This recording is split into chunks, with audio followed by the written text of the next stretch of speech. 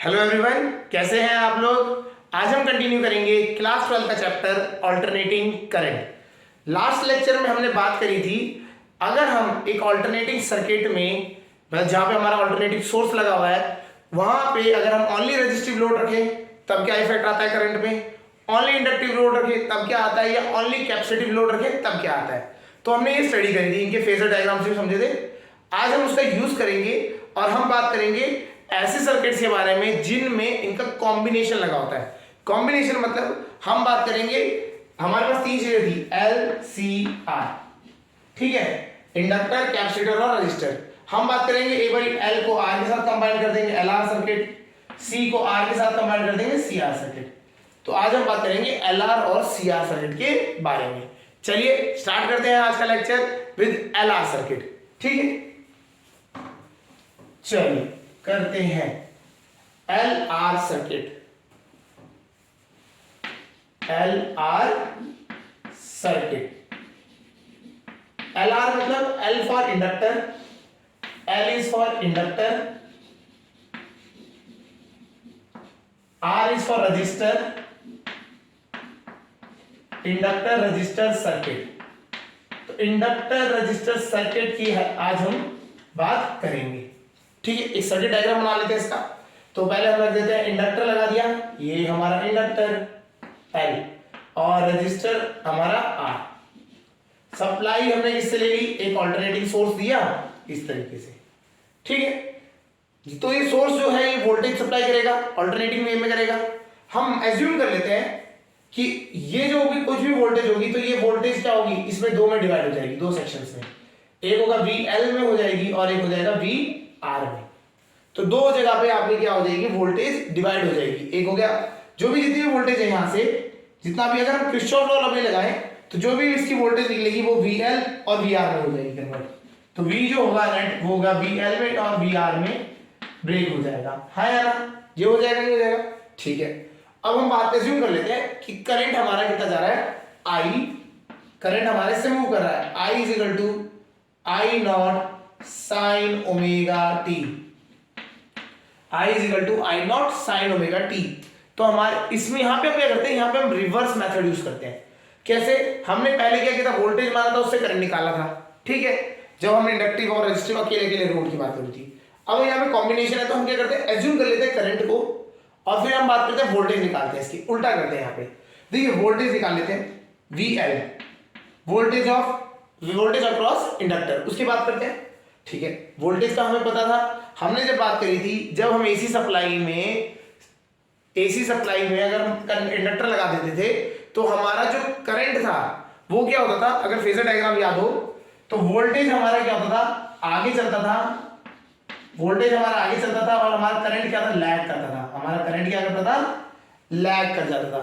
तो वोल्टेज हमारा आगे और वोल्टेज लीड करता था विद एंगल ऑफ 90 डिग्री, और हमारा करंट क्या कह सकते हैं हम, क्या होता था, करंट लैग करता था, वोल्टेज लीड करता था, इस तरह मान लेते हैं। तो हमारा जो इस पर करंट है हमारा कितना है, साइन ओमेगा टी है।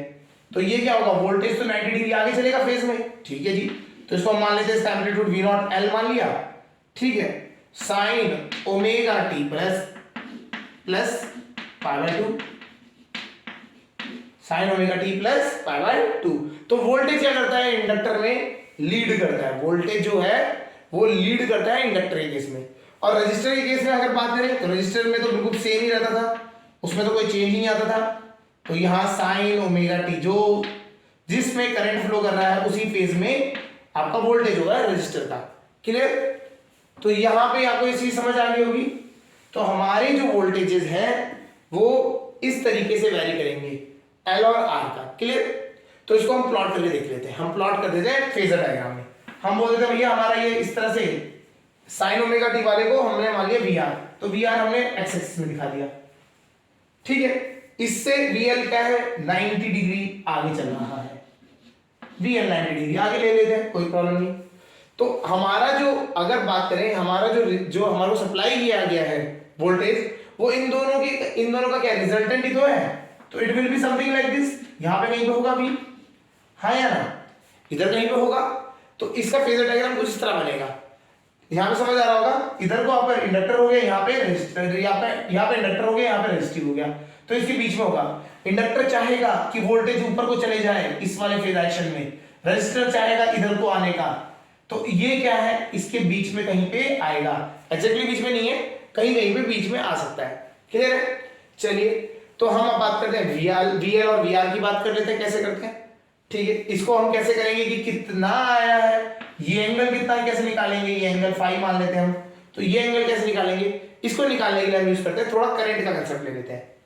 करंट का कंसेप्ट कैसे, अब देखते हैं। देखिए, हमें पता है V क्या है आपका, इस तरह से फेजर फॉर्म में, हाँ या ना, इस तरीके से। तो अगर मुझे कभी इसका वो निकालना है, रिजल्टेंट निकालना है, तो रिजल्टेंट विल बी, अगर हम इसका रिजल्टेंट निकालें तो अंडर रूट VL का स्क्वायर और VR का स्क्वायर।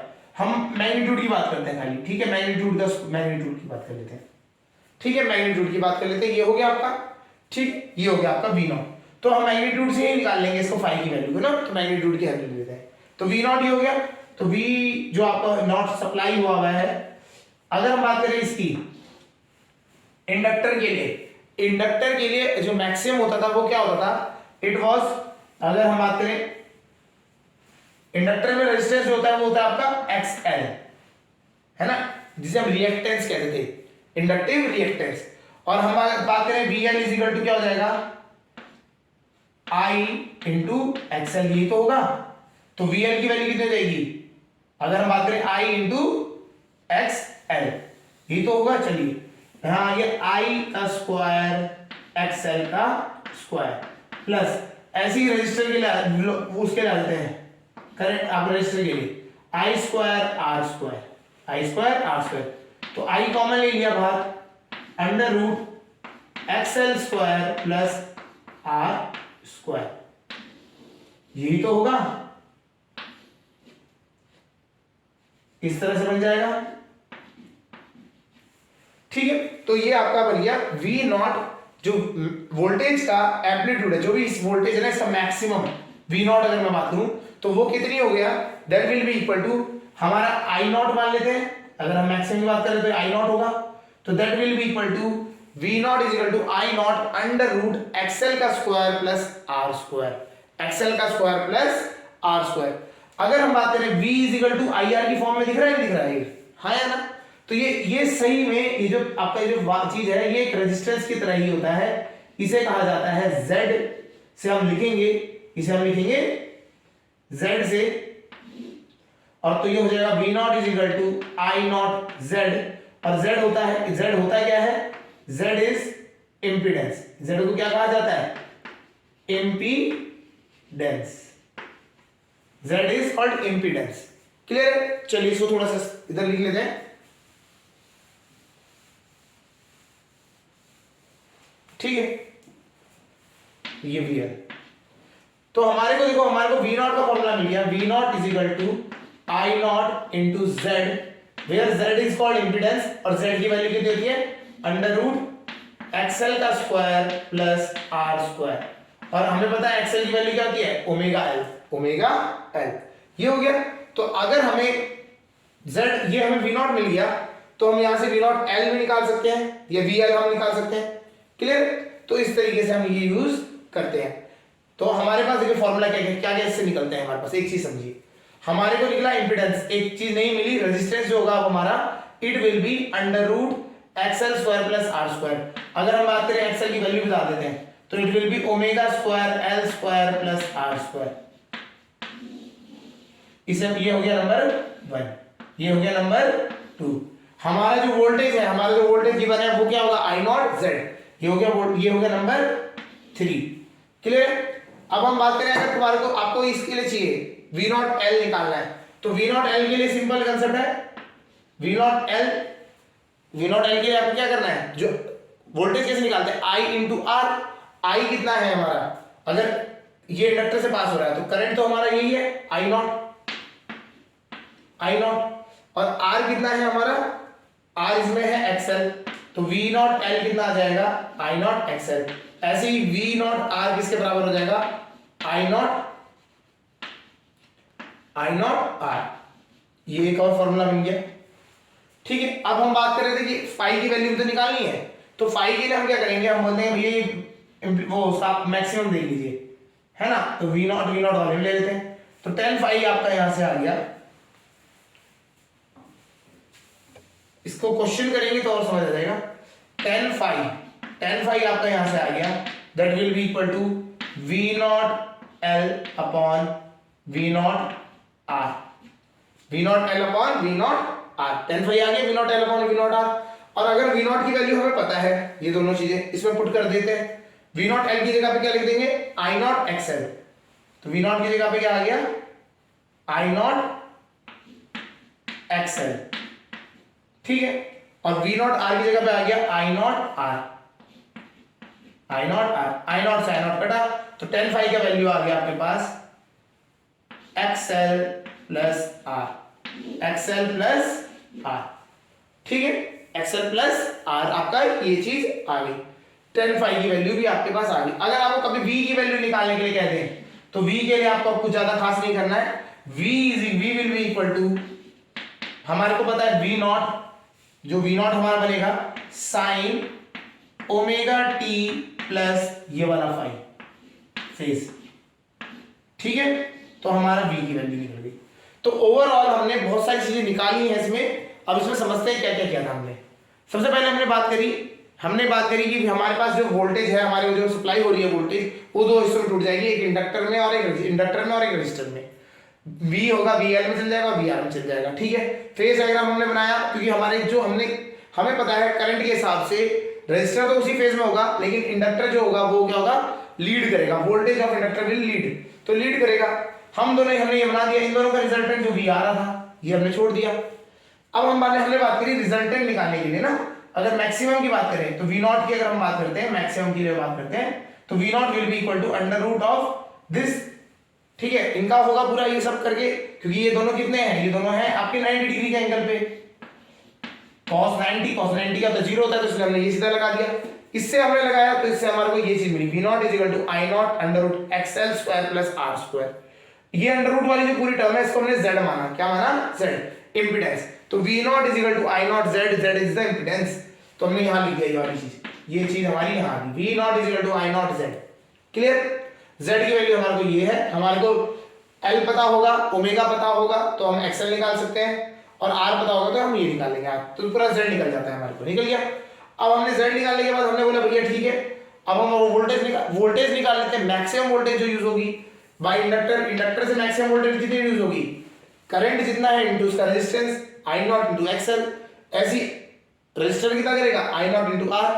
ठीक है, तो ये दोनों हमारी ये रिजल्ट आ गया, यहां से आ गया।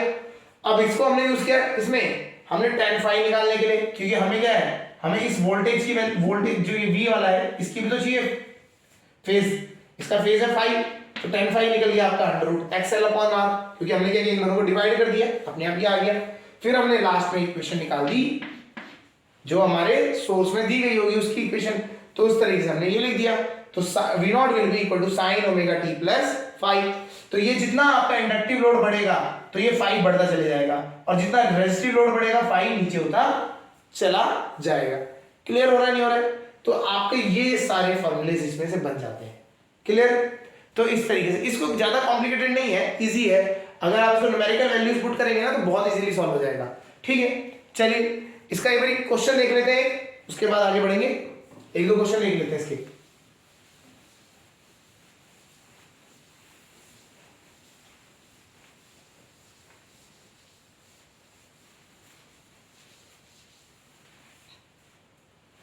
ठीक है, अब देखते हैं हमने क्या बोला, एक सर्किट है आपका, इसमें इंडक्टर लगा है एंड रजिस्टर लगा है।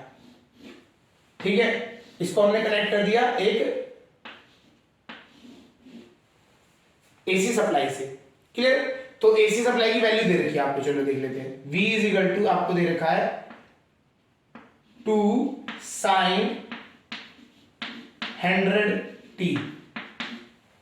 ठीक है, अगर हम बात करें ये क्या है, ओमेगा टी ही है ना, एक टाइप से ओमेगा टी ही है। ठीक है, आपको अब ये रजिस्टर हमारे पास आ गया, रजिस्टर हमारे को दे रखा है आपका, इसको हम ले लेते हैं 3 ओम। ठीक है, रजिस्टर हमारा 3 ओम, और हमारा इम्पीडेंस, ये आपका इंडक्टेंस, इंडक्टेंस आपका है 40 मिली हेनरी, 40 मिली हेनरी हमने ले लिया। रेजिस्टेंस आपका 3 ओम है और वो आपका इंडक्टेंस वो है आपका 40 मिली हेनरी। फाइंड क्या करना है? फाइंड फर्स्ट फाइंड करना है आपको एक्सएल, एक्सएल मतलब इंडक्टिव रिएक्टेंस, ये फाइंड करना है, ठीक है। सेकंड आपको फाइंड करना है impedance of the circuit, impedance of the circuit, पूरे सर्किट का इंपीडेंस बताना है। थर्ड आपको बताना है करंट आई नॉट, करंट का मैक्स आई नॉट बताना है। फोर्थ आपको बताना है V naught of L and V naught maximum potential of across R और inductor, maximum potential across inductor, maximum potential across resistor, ये करना है। चलिए क्वेश्चन स्टार्ट करते हैं। क्लियर है? तो हमें देखो वोल्टेज दे रखा है V = 2 sin 100t। अब अगर इसको ध्यान से देखें तो ये ओमेगा ही है, ठीक है। तो गिवन हमारे को देखते हैं गिवन क्या क्या है, पहले हम देख लेते हैं गिवन हमारे पास है, आपको देखेंगे V0 मैक्सिमम V कितना है 2, ओमेगा 100, ठीक है। ओमेगा क्या दे रखा है आपको 100, एल आपको दे रखा है 40 मिली हेनरी मतलब 10⁻³ और आपका रेजिस्टेंस जो है वो 3 है, ठीक है। चलिए जो निकालना है फर्स्ट पॉइंट, फर्स्ट केस करेंगे एक्सएल निकालेंगे। एक्सएल हमारा कितना आएगा? एक्सएल हमारा कैसे निकलता है omega L, XL = omega L, XL होता है ओमेगा एल के बराबर। ओमेगा हमारा कितना दे रखा है? ओमेगा हमारा 100 दे रखा है इस बार, ठीक है। अगर कभी कभी ऐसा लिखा जाता है रेडियन पर सेकंड स्क्वायर तो वो ओमेगा मतलब एंगुलर उसकी यूनिट लिखी हुई है साथ साथ। ओमेगा एल कितना दे रखा है 40 मिली हेनरी, 40 × 10⁻³ तो अगर आप इसको 10⁻³ से 3 जीरो कटेंगे तो ये आपका एक्सएल आ जाएगा 4, क्या आ जाएगा आपका 4। तो ये होता है ओम में है रिएक्टेंस ही होता है, बेसिकली रिएक्टेंस रेजिस्टेंस की तरह ही होता है, ठीक है। ये हो गया सेकंड, एक्सएल निकल गया। अब हमें बताना है जेड इंपीडेंस, इंपीडेंस का क्या होता है फॉर्मूला √XL का square plus R square, XL का square plus R square. XL कितना है 4 का स्क्वायर 16, आर कितना दे रखा था? आर हमारा है 3 का स्क्वायर 9। वाओ, इसको सॉल्व करेंगे कितना देगा जेड 5 ओम, कितना आएगा 5 ओम।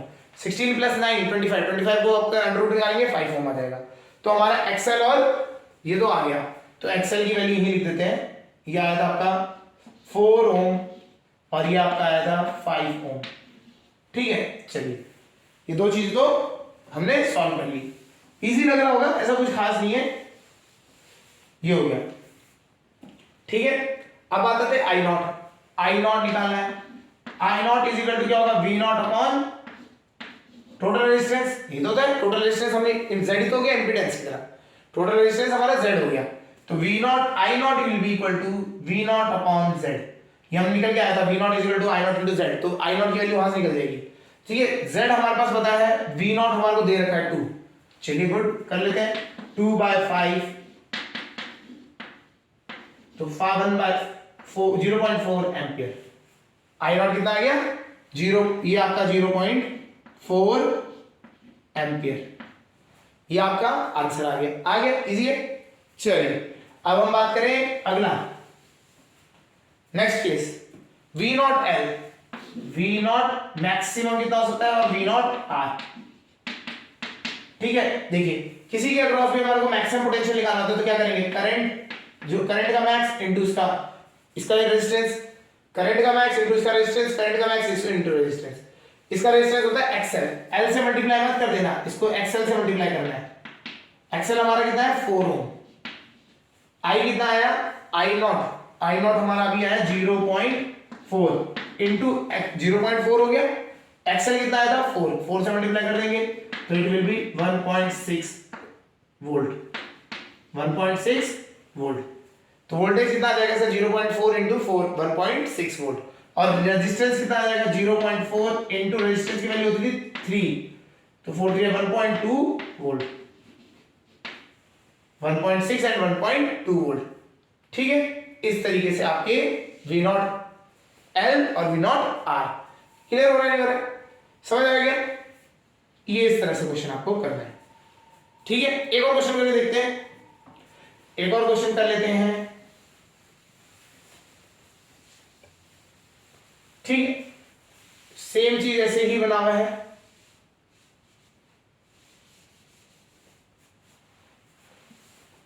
क्लियर हो गया होगा किस तरह से करना है। वोल्टेज आपको इस बार इस क्वेश्चन में चेंज करते हैं, वी हमें दिया ही नहीं है। ठीक है, और हमारे रजिस्टर दे रखा है हमारे को, हम मान लेते हैं 100 ओम, और इंडक्टर दे रखा है 4 हेनरी, इस बार 4 हेनरी दे देते हैं। ठीक है, ये है, और इस बार चेंज कर देते हैं। क्वेश्चन में क्या है, गिवन हमारे पास थोड़ी एक स्पेशल चीज है, हम बोल देते हैं वी आर गिवन है इस बार, पोटेंशियल अक्रॉस आर। इसके अक्रॉस जो पोटेंशियल है वो हमें पता है क्या है, इट इज 40 sin 100t। तो ये इस बार दे देते हैं वी आर दे रखा है हमें, क्या है जो वी आर है वो दे रखा है। तो अब हम इसे कैसे सॉल्व करेंगे, यहां पे हमें वी आर दे रखा है और हमें फाइंड क्या करना है, फाइंड इंपिडेंस सर्किट का, पहला तो चीज वही निकालवाएंगे। सेकंड वी एल निकालो, हमें इस बार रेजिस्टेंस वी आर दे रखा है, वी एल निकलवाना है, वी एल बताइए। ठीक है, और चलो वी भी निकलवा देते हैं थर्ड, वी जो आपका मेन सोर्स का था वो हमें बताना है। चलिए z निकालते हैं। सबसे पहले तो z निकालने के लिए क्या चाहिए, z is equal to under root XL square plus R square, ये तो होता है। एक्सएल हम अलग से निकालते थे, एक्सएल होता था हमारा ओमेगा। अच्छा ओमेगा का देखते हैं, पोटेंशियल ये जो दोनों होते हैं फेज में आगे पीछे होते हैं ना, बट इसकी फ्रीक्वेंसी तो दोनों की सेम होती है। तो जो फ्रीक्वेंसी रेजिस्टेंस के वोल्टेज की है वही फ्रीक्वेंसी किसकी होगी, एल की होगी। तो ओमेगा की वैल्यू तो 100 ही होगी। तो ये हो गया एक्सएल कितना आ जाएगा, 4 × 100 400 आ जाएगा। ठीक है, चलो एक्सएल तो सीधा आ गया।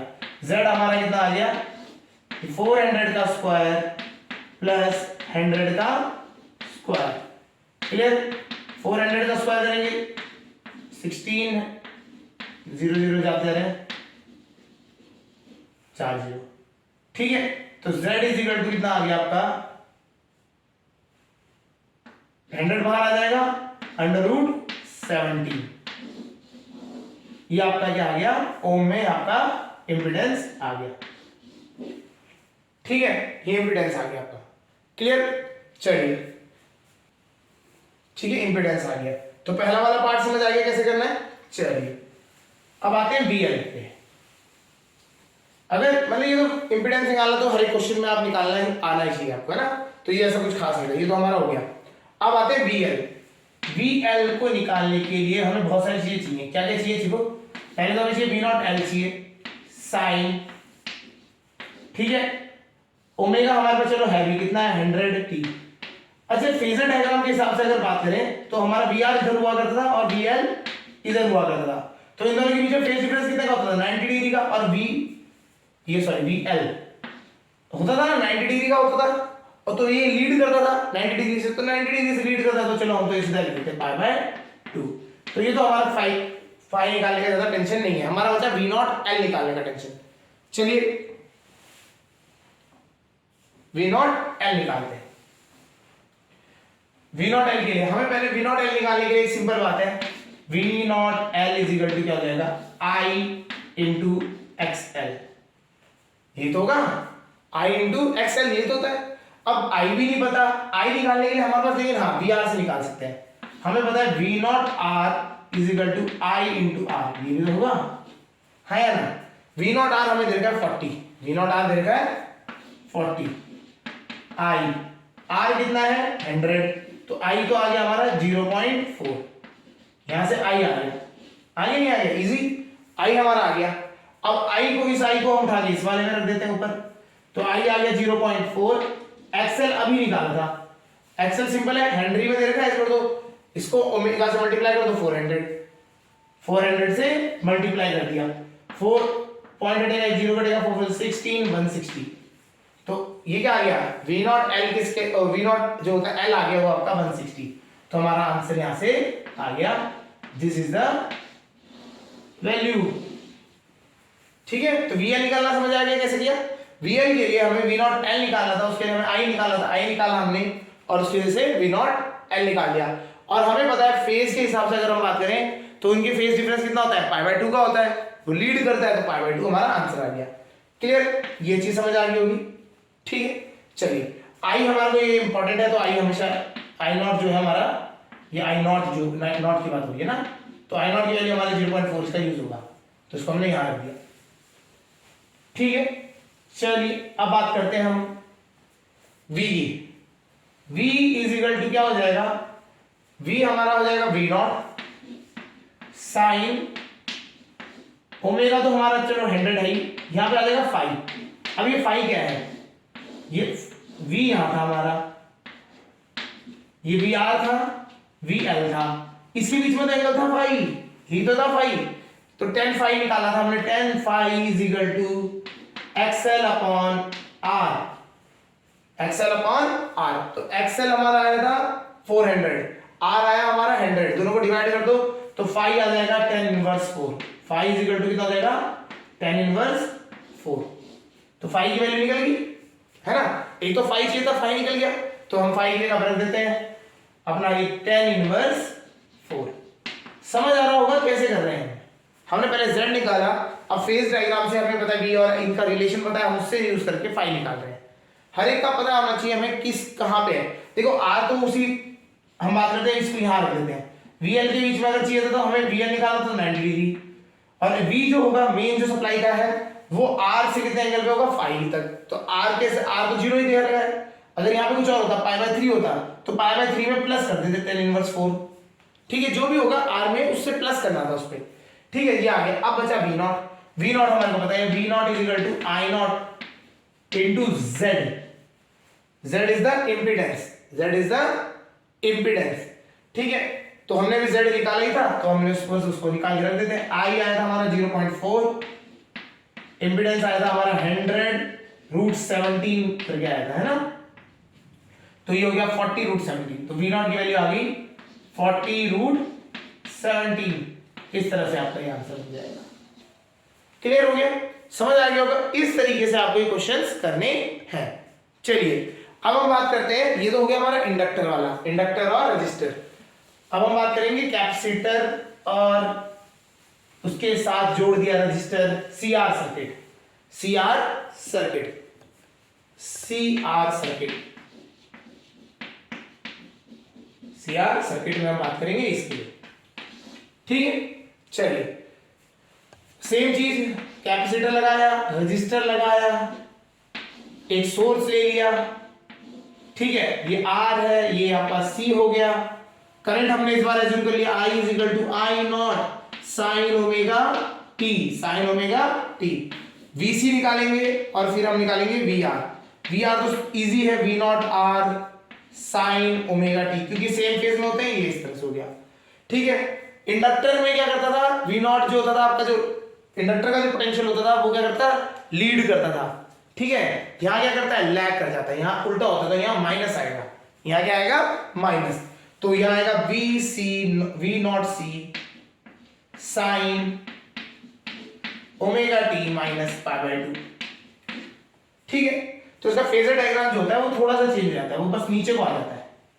यहाँ पे VR हो गया, 90 डिग्री का फेज पीछे जा रहा है, ये हो गया आपका VC, और इस बार आपका V यहाँ पे आया, अलग से ऐसा हो गया, बस ऊपर को ना हो गया नीचे को हो गया, सब कुछ सेम है।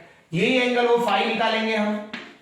ठीक है, तो जैसे हमने इंडक्टर में किया था बिल्कुल सेम सब कुछ यहाँ पे करना है। तो अगर हम बात करें तो उसमें और इसमें काफी सारी सिमिलैरिटीज है। जैसे अगर हम बात करें सीधा Z निकाल लेते हैं, Z वहां पे क्या था, वहां पे अगर हम बात करें ऊपर को था XL, हाँ या ना, अब हम मतलब ऊपर को था आपका वोल्टेज, तो हम क्या करते थे, दोनों का स्क्वायर वही तो था, XL का स्क्वायर, अब यहाँ पे XL की जगह हो जाएगा XC का square plus R square, XC का स्क्वायर, क्योंकि दोनों के बीच में 90 डिग्री का एंगल है, तो Z का फॉर्मूला ये हो गया। अच्छा यहाँ पे याद रखना XC थोड़ा अलग है, XC क्या होता है, where XC is 1/ωc, 1/ωc, XC क्या हो जाता है 1/ωc। सेम तरीका है जैसे इंडक्टर में करते हैं, बस यहाँ पे क्या है XC का वैल्यू चेंज हो जाता है 1/ωc। ठीक है, Z आ गया। पहली चीज Z ही निकालने के लिए आपको पूछा जाता है, इस बार XC पूछा जाएगा तो XC भी निकाल लेंगे। ठीक है, second thing phi, tan phi वहां पे क्या होता था, XL होता था, यहाँ पे XL की जगह पे हो जाएगा XC/R। tan फाई कितना हो जाएगा XC/R। वहां पे tan फाई होता था XL/R या XC/R। निकाल के देख लीजिए, बनाइए ट्राइंगल, ये होगा आपका इस तरीके से, ये XC आ जाएगा या XR आ जाएगा। ठीक है, तो हम इसको इस तरह से दिखा सकते हैं। क्लियर? अच्छा, इंपीडेंस निकाल लिया हमने, ये निकाल लिया। अब हमारा वही बचा VC, हमारा तो ये फॉर्मूला ही, VR हमारा ही, और हमारे को I का फॉर्मूला क्या निकलेगा, I0 = V/Z, या फिर सीधा लिख देते V0 = I0 × Z। तो कोई भी आप इसमें से ये फॉर्मूले यूज करेंगे। ठीक है, जैसे ये निकलेगा आपका V0C निकालना है। अगर V0C कितना है, I0 × XC, ऐसी V0R किसके बराबर निकाला था हमने, I0 × R। कोई डिफरेंस नहीं है, बिल्कुल सेम है। अगर आपको इंडक्टर वाला भी प्रॉपर आ गया समझ, तो कैपेसिटर वाला बिल्कुल कॉपी पेस्ट है, उसमें ऐसा कुछ डिफरेंस नहीं है। डेरिवेशन के स्टेप चेंज, बस स्टेप में क्या चेंज होता है, वहां पे XL चल रहा होता है, यहाँ पे XC चलता है, बस, और पूरा सेम है। ठीक है आपका, हाँ लेकिन ये चीज है याद रखना, यहाँ माइनस का जाता है π/2, और जो आपका ये V, इसकी लिए बात करें, जो इसकी फाइनल V होगा, V will be equal to V0 sin ωt minus phi आ जाता है, क्या आ जाता है, माइनस का फाई। ठीक है, ये इस तरह से माइनस का फाई हो जाता है कि ये उल्टा आगे नीचे को आ रहा है, तो ये माइनस का फाई आपका V0 में, V में आ जाता है। तो सेम तरीका है जैसा हमने इंडक्टर में किया था, बस उसमें यहाँ पे क्या है, थोड़ी सी चेंजेस आ जाते हैं। फॉर्मूले समझ आ गए होंगे, इस तरीके से ये चीज होनी है। क्लियर है? चलिए एक क्वेश्चन कर लेते हैं। चलिए क्वेश्चन कर लेते हैं। बिल्कुल सिमिलर है, इतना कोई हार्ड नहीं होता, इजी है इसमें भी। चलिए XC निकालना है, बस इसमें डिफरेंस ये है। एक सर्किट बनाया हमने, एक रजिस्टर और एक कैपेसिटर लगा दिया। ठीक है, बैटरी सप्लाई करी, बैटरी से सप्लाई हमने दे दी। ओके, रेजिस्टेंस हम मान लेते हैं 300 ओम। रेजिस्टेंस हमारा 300 ओम है, आपका 25 माइक्रोफैराड आपका कैपेसिटर है। ठीक है, और क्या क्या गिवन है, हमें बोल देते हैं जो V है ना आपका, V0 मैक्सिमम, जो आपका मैक्सिमम वोल्टेज जो है आपका, वो है आपका 100 वोल्ट। ठीक है, और जो इसकी फ्रीक्वेंसी है ओमेगा, ठीक है, वो हम 100 मान लेते हैं। ठीक है, रेडियन पर सेकेंड स्क्वायर, ओमेगा है ना, तो रेडियन पर सेकेंड खाली होगा, रेडियन पर सेकेंड। ठीक है, ये आपको एक चीजें दे रखी है, 4 चीजें दे रखी है, कैपेसिटेंस दे रखा है आपको, रेजिस्टेंस दे रखा है, मैक्सिमम पीक वोल्टेज जो आपको इसमें से सोर्स से दे रही है वो आपका 100 है, और उसकी ओमेगा की वैल्यू है आपके पास 100 रेजिस्टेंस पर सेकेंड। फाइंड क्या करना है, फाइंड हमें करना है इस बार, चलिए XC निकलवा लेते हैं पहले, तो Z निकलवाएंगे, फर्स्ट पार्ट XC निकलवा लेते हैं, सेकंड Z निकलवा लेते हैं, थर्ड फेज निकाल लेते हैं। ठीक है, फेज कितना है वो बताना है, और V की फाइनल की इक्वेशन, चलो आपको V की भी इक्वेशन भी बतानी है, तो साइन वही पूरी जो इक्वेशन है वो बतानी है। ठीक है, 4 चीजें निकालनी है। स्टार्ट करते हैं क्वेश्चन पहला। XC का फॉर्मूला क्या होता है, 1/ωc। XC का फॉर्मूला होता है 1/ωc। ओमेगा दे रखा है 100, C आपका है 25, ओमेगा है 100, 25 माइक्रो, माइक्रो मतलब 10⁻⁻⁶, ऊपर जाएगा 10⁻+6 हो जाएगा, हाँ या ना, हो जाएगा। 2 जीरो से घटाए 10⁻4 हो गया। आप इससे इसको कैंसिल करोगे, 10⁻4, 25 4 जा 100 और 2 जीरो बचेंगे, 400। तो XC आपका आ गया 400 ओम। ठीक है, तो आपका कैपेसिटिव रिएक्टेंस आ गया 400 ओम। सेकंड पार्ट समझ आ गया होगा किस तरह कर रहे हैं, सीधा फॉर्मूला लगाना है, XC = 1/ωc, आपने लगाया, आंसर आ गया। ठीक है, आपका सेकंड वाला पार्ट इंपीडेंस। इंपीडेंस का फॉर्मूला क्या हो जाता है, XC का स्क्वायर प्लस R स्क्वायर, क्योंकि ये दोनों इनके बीच में एंगल कितना है, 90 डिग्री का एंगल है। इन दोनों के बीच में एंगल जो है वो 90 डिग्री का, तो इसलिए हम ये यूज करते हैं। एक्स की वैल्यू है 400 का स्क्वायर, आर कितना 300 का स्क्वायर लगाएंगे, आप सॉल्व करेंगे तो यह आ जाएगा 500 ओम। तो इंपेडेंस आपका आ गया 500 ओम। तो एक्सी आपका ये पता होना चाहिए 400 और जेड आपका आ गया 500 ओम, ये आ गया। अब हम बात करेंगे फाई निकाल लेते हैं, ठीक है। चलिए फाई निकालते हैं। फाई के लिए हमें क्या करते हैं, फेजर डायग्राम बनाते हैं। अच्छा इसमें तो उल्टा होता है ना, फेजर डायग्राम लेफ्ट करता है, इसमें उल्टा बनेगा, नीचे को जाएगा। इधर को वी आर होता है, इधर को आपका, ठीक है, वी आर और वी सी। तो कुछ कभी कभी क्या होता है, आप सीधा फेजर डायग्राम में वोल्टेज का नहीं बनाए, सीधा वोल्टेज की जगह पे हम क्या कर देते हैं, सीधा रेजिस्टेंस का ही लगा देते हैं, फेजर डायग्राम बना देते हैं। तो यहाँ पे हो जाता है आर, यहाँ हो जाता है एक्स सी, यहाँ हो जाता है एक्स सी, ठीक है। चलिए इन दोनों के बीच में हमारा कहीं पे इधर वोल्टेज है, इसका फेज यहां से निकलता है, तो tan phi is equal to कितना हो जाएगा, r upon x, xc upon r। tan phi is equal to xc कितना हो गया 400 अपॉन 300, 4/3। तो ये आपका 4 है और ये 3 है, ओके 4/3। तो phi कितना आ गया, ये phi वही हो गया आपका 53 डिग्री। 53 डिग्री की वैल्यू होती है 37 और 53, ये दो एंगल्स होते हैं, इनकी वैल्यू ज्यादा होनी चाहिए आपको।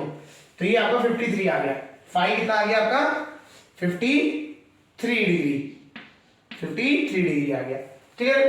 अब v की फाइनल वैल्यू निकालनी है। अब देखो v तो बहुत आसान हो गया हमारे लिए, v हमारा आ गया मैक्सिमम वोल्टेज, मैक्सिमम कितना है इसका 100, ठीक है। ओमेगा में चल रहा है साइन 100t, लैग करता है तो माइनस में आएगा 5, माइनस का 53 डिग्री।